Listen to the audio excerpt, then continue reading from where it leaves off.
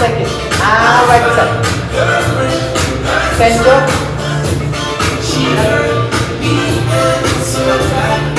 All the way down.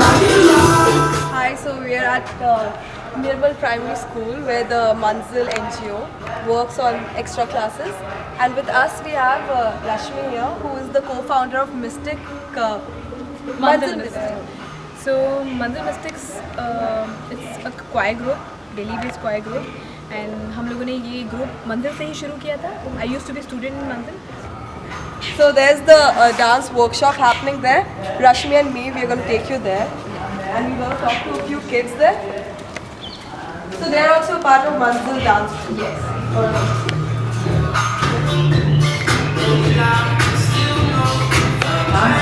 Left hand again. Okay. Answer. I joined Mandil in 2007, I guess, when I just passed my 10th. I came here to learn guitar. At that time, I don't have a really good background or family background who can pay a guitar fee. So I found out about Mandil that they are teaching guitar for no cost. So I just came here and started learning guitar. एक बार मैं निर्मल छाया में ले चुकी हूँ workshop, एक orphanage था वहाँ पे ले चुकी हूँ, और सबसे ज़्यादा मुश्किल मुझे जहाँ वर्कशॉप में हुई तो वहाँ गए हम लोग और वो सारे बॉयज़ थे. उनको देख के ही सडनली मुझे ये लगा कि यार ये लोग तो क्रिमिनल है, मतलब. और वो एक्सपीरियंस मेरे लिए सबसे, आई थिंक मेरे अब तक के वर्कशॉप में सबसे ज़्यादा मुश्किल भी रहा और सबसे ज़्यादा.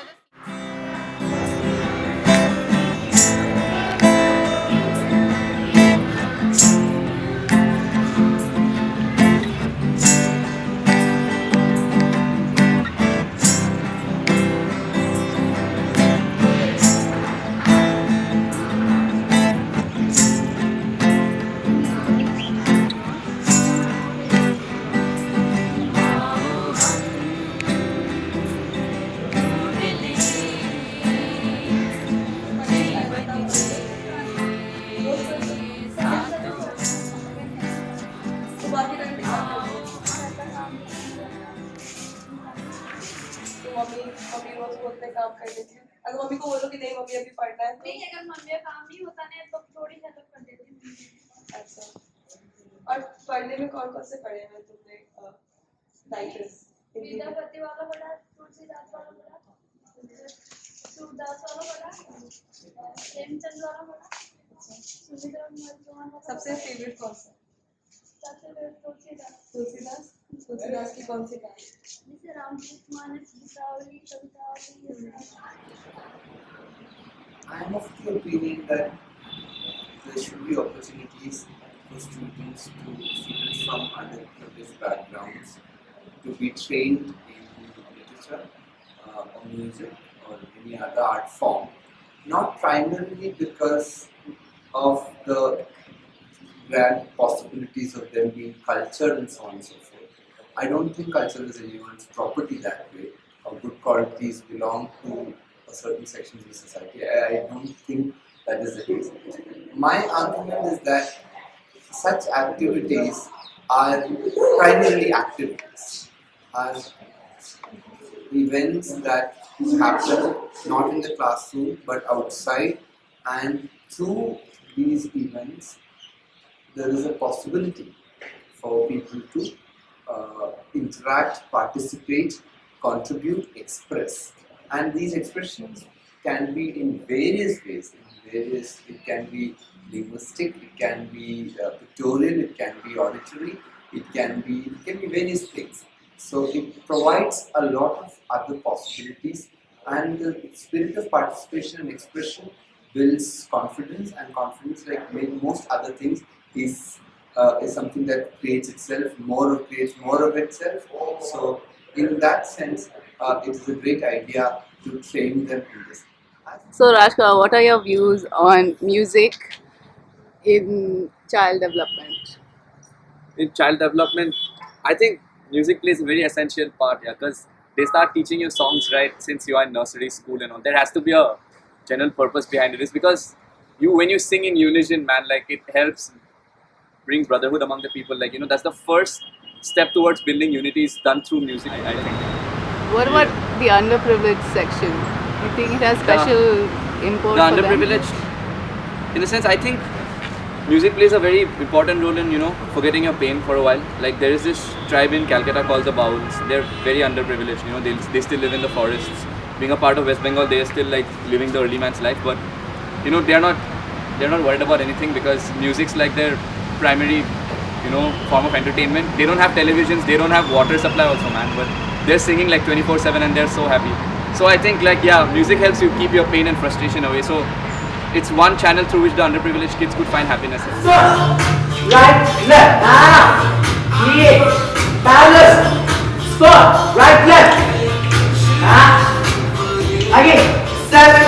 As of literature training, telling people how to write or how to appreciate writing, literature, novels, or short story, or any such thing, if you ask such a specific question, I do think, the sense of expression, the sense of getting to know people's experience and exposure. Literature is a means of learning language, using logic, training in working with some of these things, and it also gives you, it's a lab where you can actually learn how to make use of them firsthand. So in that sense, making use of literature can be made use of in such a context. Now, I do think that if you're working with underprivileged children, if you're working with children who are from very different social backgrounds, they also bring in different kinds of experiences to the classroom. The kids have this very inquisitive, very curious nature. So they want to know about everything. They start reading a lot, start reading newspapers. This inspires. It's because of the stories they read. Yeah. They like it and they start reading more. Yes. More out of curiosity. Out of curiosity. And then, so-called serious genres are also adopted later, like when they grow up. They start reading about maybe geography, maybe history, and then they feel inspired by themselves also. Maybe if I can read this book, what if I can read more, and what if in reading more they become someone else? Yeah, and then they become what IAS officers, IAS governors. I've always believed that there's a way in which that you tell stories or you use stories in order to make certain kinds of changes, right? So whenever I'm asked what uses literature, what if any use is literature, I always say that it changes the consciousness of people, because through stories you can bring about the most amount of change in the consciousness, and unless there's a change in consciousness, nothing else can change. And I think that to be able to use literature in a fruitful way, in a perfectly fruitful way for underprivileged children, one needs to think about how to make it relatable. Does that mean that necessarily we make it harsh as they have life? No, but to make it possible, you don't show the impossible. You don't show the impossible and start saying, yes, that's how your life is going to be.